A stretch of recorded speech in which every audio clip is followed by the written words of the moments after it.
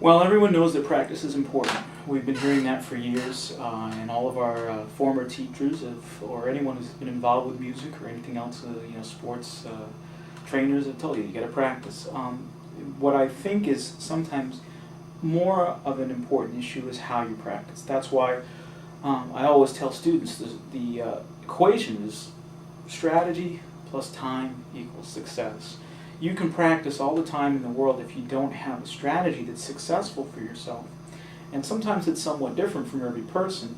Then you're not going to get the amount of success that reflects the amount of time that you've put in. I always have students that tell me, oh, I practice for hours and hours and hours, but the way that they're practicing sometimes reinforces the way that they do things in a proper manner and reinforces mistakes even. One of the places to start with, I think, is the practice environment. It's got to be a comfortable environment, but not too comfortable. Quiet, where the person is able to concentrate and focus on the instrument, where the proper postures in terms of how you're sitting reflect, what you've been taught as far as what's the proper way to hold the instrument. A lot of people go home, they practice on their bed or something, and get into positions where the arms and the hands and the rest of the technique of the instrument is not, where it should be. Or they'll practice in front of the TV and their focus is on watching whatever's going on the TV. And those things just set up a system for failure. So, someplace quiet where you can concentrate. And it's important, I think, when you sit down to have a goal for that particular day. Let's say you want to get through X, Y, and Z exercises or X, Y, and Z pieces however many times, and maybe get comfortable or with these 4 bars or whatever the particular goal is. But by establishing a goal and then seeing if you can meet it at the end of the session, a realistic goal, of course, there's a sense of satisfaction and accomplishment that's necessary when you're taking steps to build to get better at an instrument. So I think that's a real key thing, setting, not just sitting down, I'm going to try to get better at this, or I'm no good at this, but really trying to accomplish something in that time that's realistic. Building blocks, as they say.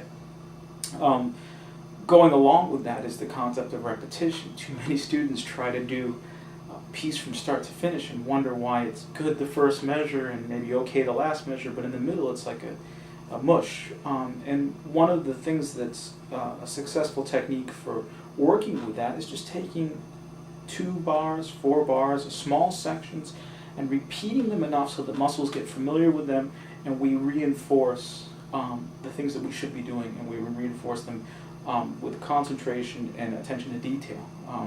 Taking a small section, repeating it 10 times, 15 times, 20 times, however the number, until we get it to where we want to be, and then building on that with the next section, rather than just trying to go through the piece and having all sorts of mistakes in it or whatnot. I think timekeeping devices like a metronome can really aid in that particular vein, because they force you as a player to play the right notes or the right chord or whatever it is musically at the right time, and that kind of forces you to make decisions in a certain amount of time. That's really key. A lot of players are learning to play often omit using any kind of time, so it's almost like being a basketball player that can make the perfect shot if no one's on the court and you have all the time in the world. Unfortunately, that's not the way the game works, and music is very similar in that music's not necessarily everybody thinks it's the right notes, but it's the right notes at the right time.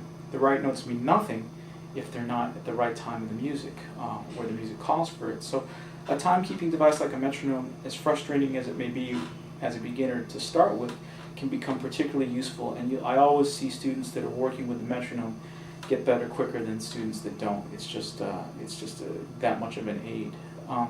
Having said that, setting a schedule. A lot of people, get a lot of things going on in their life, whether it's family, whether it's work or activities, and really scheduling the time to practice the same way you would schedule exercising, or the same way you would schedule appointments or anything like that. If it's waiting for some free time at the end of the day, we all know that life complicates things on its own, and time ends up going out the window. So it's really important to make sure that you schedule that time and maintain it as sacred. Having said that, you don't have to practice necessarily 3 hours a day if depending on what your goals are.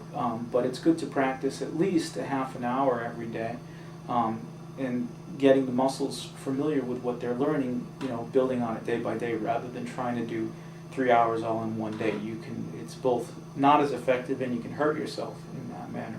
So again, strategy, time, repetition, all those things, and goals, setting up goals for your practice, all those things will lead to more success.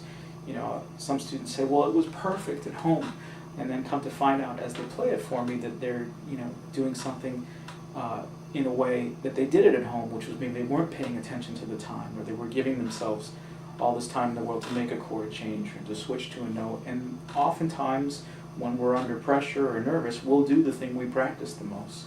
So a lot of times, students maybe don't really pay enough attention to how they're practicing. The last element that I think is really important is the idea of performance practice.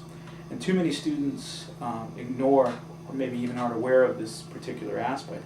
Once you've worked out the mechanics of a piece, it's a whole different ballgame to try to sit down and play it from top to bottom without stopping and dealing with your nerves and your own psychology of what's going on. So setting up an environment where you pretend you're performing. Now, it doesn't mean that you have to do your stances and your poses, it's not that kind of thing, but trying to execute the way you would execute in some type of performance and practicing that just as much as practicing the mechanical things. And you'll find that you'll see better results and you'll be closer to where you want to be.